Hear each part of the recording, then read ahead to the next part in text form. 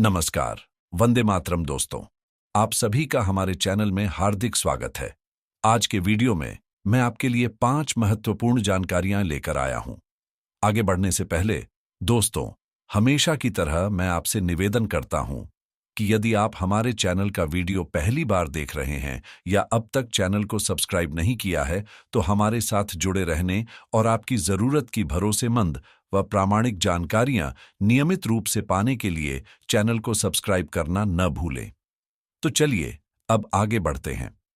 दोस्तों, सबसे पहली जानकारी यह है कि क्या मेडिकल कैटेगरी वाले प्रीमैच्योर रिटायरीज को ओआरओपी का लाभ लागू कर दिया गया है?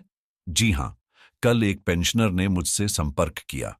उन्होंने बताया कि वे अप्रैल-मई 2019 के रिटायरी हैं।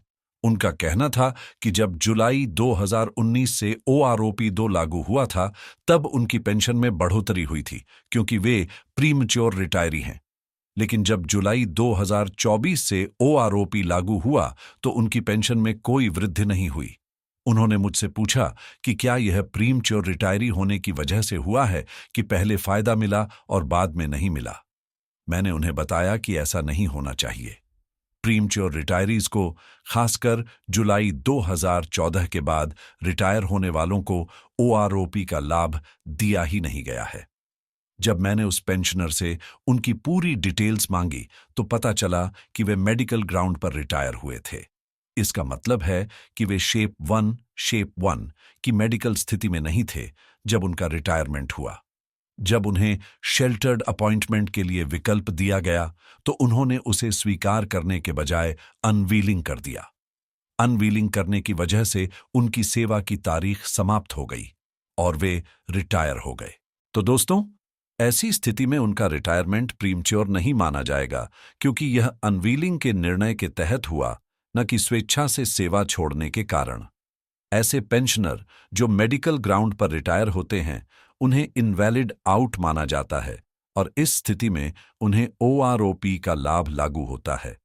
लेकिन कुछ पेंशनर ऐसे भी होते हैं जिनकी मेडिकल कैटेगरी डाउन हो जाती है और वे प्रीमैच्योर रिटायरमेंट का आवेदन देकर सेवा से निवृत्त होते हैं।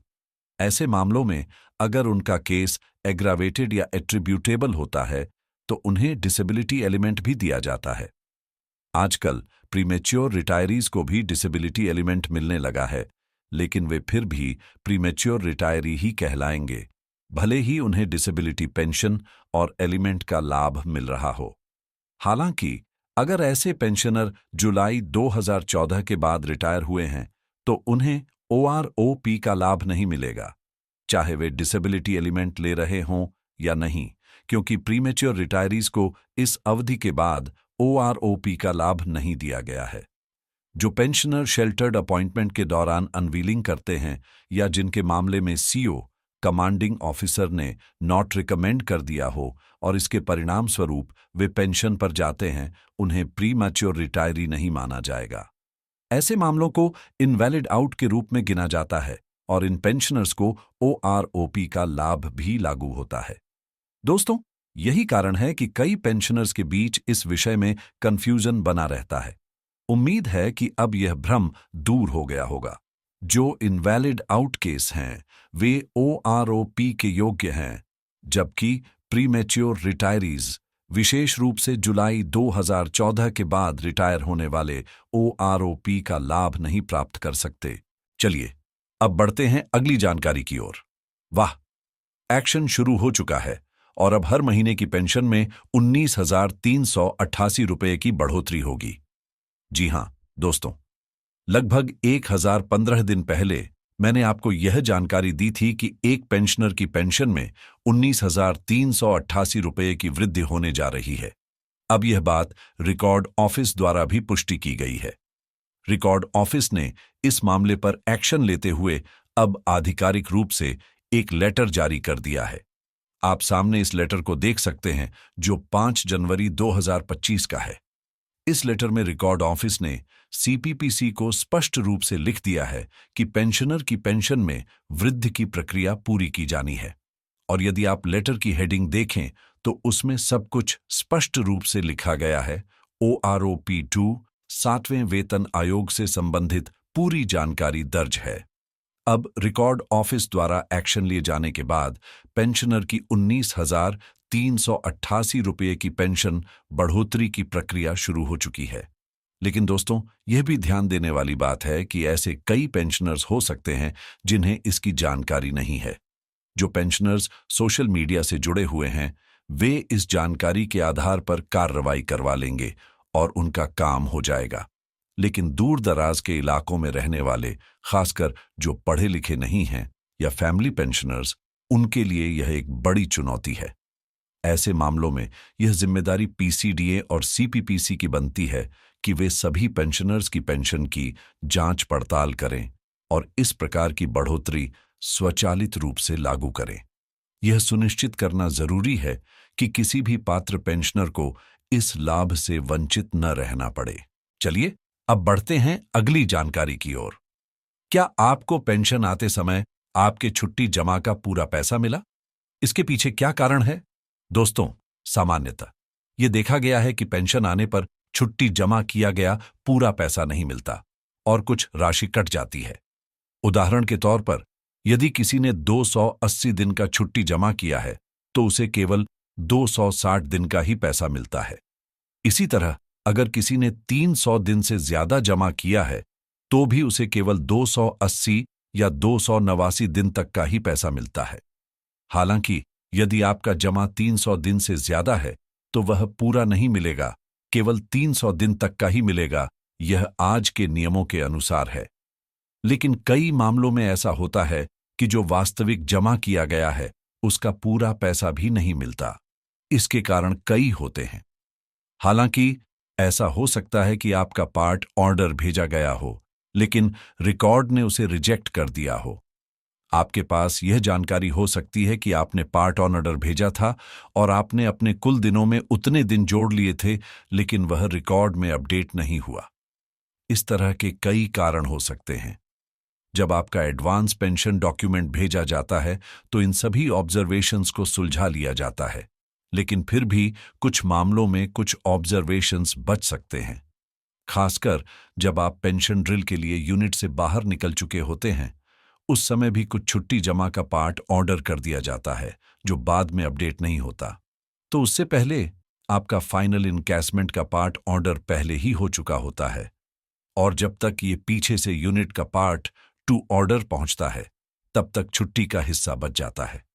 ऐसे मामलों में छुट्टी जमा का पैसा पूरी तरह से नहीं मिल पाता। हालांकि पोस्ट डिस्चार्ज क्लेम के तहत हर रिकॉर्ड ऑफिस आपके रिटायरमेंट के बाद इन मामलों की देखरेख करता है, लेकिन कभी कभी पोस्ट डिस्चार्ज क्लेम से भी कुछ चीजें छूट जाती हैं। ऐसे ही एक मामले को समझाने के लिए मैं आपको एक लेटर दिखाना चाहूंगा। चलिए हम उस लेटर को देखते हैं। दोस्तों, जो लेटर आप देख पा रहे हैं वह रिकॉर्ड ऑफिस द्वारा लिखा गया एक आधिकारिक पत्र है। यह लेटर 7 जनवरी 2025 का है, जिसे पीओआर को भेजा गया है। इस लेटर में छुट्टी जमा के पैसे के बारे में विस्तार से लिखा गया है। दोस्तों, पेंशनर का वास्तविक छुट्टी जमा 111 दिन था, लेकिन उन्हें कम दिनों का पैसा मिला था। जब सीपी ग्राम्स में शिकायत दर्ज की गई तब जाकर यह लेटर जारी किया गया। इसके साथ ही पीओआर ने एक नोट भी जारी किया है जिसमें उन्होंने यह माना है कि पेंशनर को 69 दिन का छुट्टी जमा का पैसा बाकी था जो उन्हें पहले नहीं मिला था। नीचे आप देख सकते हैं, यह है पीओआर का नोट जिसमें इस मुद्दे को स्वीकार किया गया है। इसमें पहले 62 दिन का लीव इनकैशमेंट का पैसा पेंशनर को दे दिया गया था। अब पेंशनर ने नकदी कारण के तहत 49 दिन का और लीव इनकैशमेंट का दावा किया। इस तरह 49 दिन का और इनकैशमेंट जोड़ने के बाद कुल मिलाकर उन्हें 111 दिन का लीव इनकैशमेंट का पैसा मिलेगा। दोस्तों, आपने देखा कि अगर आपके मामले में भी इसी तरह से छुट्टी जमा का पूरा पैसा नहीं मिला है और आप ग्रीवेंस दर्ज कराते हैं तो रिकॉर्ड ऑफिस का पोस्ट डिस्चार्ज क्लेम आपके मामले को सुलझा सकता है। वह इसके ऊपर कार्रवाई करेगा और पीओआर को निर्देशित करेगा कि पेंशनर को उनके बढ़े हुए दिन के मुताबिक छुट्टी जमा का पूरा पैसा दिया जाए। इसलिए आपको अपने मामले की छानबीन करनी चाहिए और चेक करना चाहिए कि कोई राशि बाकी तो नहीं है। खासकर जो पेंशनर अभी अभी रिटायर हुए हैं या जो कोरोना महामारी के दौरान रिटायर हुए हैं, उन्हें यह सुनिश्चित करना चाहिए कि उन्हें उनका पूरा लीव इनकैशमेंट का पैसा मिला है या नहीं। चलिए अब बढ़ते हैं अगली जानकारी की ओर। भारतीय सेना द्वारा पूर्व सैनिकों, आर्मी, नेवी, एयरफोर्स के पूर्व सैनिकों और वीर नारियों के लिए 5 दिन का आउटरीच प्रोग्राम आयोजित किया गया है। ये जानकारी सामने आई है और आरटी सेंटर हैदराबाद ने इस कार्यक्रम की घोषणा की है, जिसके लिए एक आधिकारिक लेटर जारी किया गया है। चलिए इस लेटर को देखकर समझते हैं। दोस्तों, जो लेटर आप देख रहे हैं वह आर्टिलरी सेंटर हैदराबाद का है और यह 8 जनवरी 2025 का लेटर है, जिसे डायरेक्टर ऑफ सैनिक वेलफेयर को संबोधित किया गया है।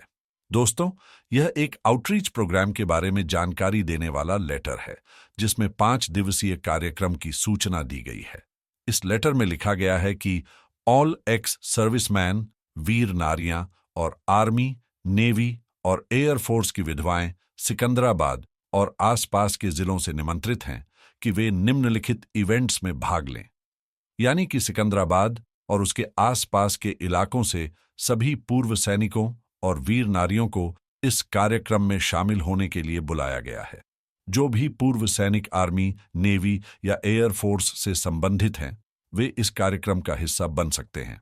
आइए जानते हैं कि इस 5 दिवसीय आउटरीच प्रोग्राम में कौन कौन से आयोजन होंगे।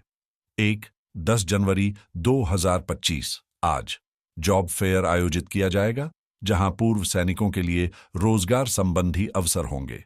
यह आयोजन आरडीसी स्टेडियम में होगा, जो ईओसी सेंटर द्वारा आयोजित किया जाएगा। 2. 13 जनवरी 2025 ग्रीवेंस रिड्रेसल का कार्यक्रम होगा, जहां पेंशन से जुड़ी समस्याएं, डेट ऑन ऑफ बर्थ या स्पर्श जैसी समस्याएं सुनी जाएंगी और उनका समाधान किया जाएगा। 3.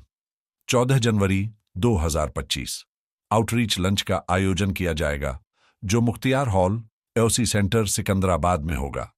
इस तरह से 5 दिवसीय इस आउटरीच प्रोग्राम में पूर्व सैनिकों और वीर नारियों के लिए विभिन्न कार्यक्रम आयोजित किए जाएंगे। चलिए अब अगली जानकारी की ओर बढ़ते हैं।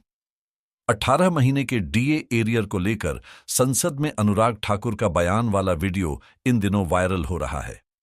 दोस्तों, इस वीडियो को मैं आपको पूरा नहीं सुनाना चाहता, लेकिन इसमें 3 ऐसे प्रमुख बिंदु हैं जिनसे यह साफ हो जाएगा कि यह वीडियो डॉक्टर्ड, एडिटेड और फेक है। सबसे पहली बात, वीडियो में जो संसद का बैकग्राउंड और अनुराग ठाकुर की स्पीच दिखाई जा रही है, वह दोनों अलग अलग घटनाओं को जोड़कर तैयार की गई हैं। दूसरी बात, इस वीडियो में जो आवाज सुनाई दे रही है वह और जो विजुअल्स दिख रहे हैं, दोनों अलग अलग हैं। तीसरी बात, इसमें अलग अलग समय के क्लिप्स को जोड़कर अलग अलग समय की आवाजों को एक साथ मिलाकर तैयार किया गया है। अगर आप थोड़ी सी ध्यान से देखेंगे और सुनेंगे तो आप भी यह पहचान सकते हैं कि यह वीडियो फेक है। आपको मुझसे या किसी और से यह पूछने की जरूरत नहीं है कि यह वीडियो फेक है या ओरिजिनल, क्योंकि जब तक भारत सरकार की ओर से 18 महीने के डीए-डीआर की घोषणा नहीं की जाती, तब तक यह किसी प्रकार की आधिकारिक जानकारी नहीं मानी जा सकती। इस मामले में सरकार पहले ही यह स्पष्ट कर चुकी है कि यह 44,000 करोड़ रुपए का मामला है और अभी तक सरकार ने इस मुद्दे पर न तो कोई प्रस्ताव पेश किया है, न ही कोई ऐसी बयानबाजी की है जिससे यह साबित हो सके कि 18 महीने का डीए-डीआर का एरियर मिलेगा। इस प्रकार यह वीडियो फेक है और आपको इन वीडियोस पर भरोसा नहीं करना चाहिए। तो दोस्तों, आज के इस वीडियो में मैंने यही जानकारी दी थी। अगर भविष्य में कोई और जानकारी मिलती है जो आपके लिए महत्वपूर्ण हो, तो मैं फिर से आपके पास हाजिर हो जाऊंगा। तब तक के लिए जय हिंद दोस्तों।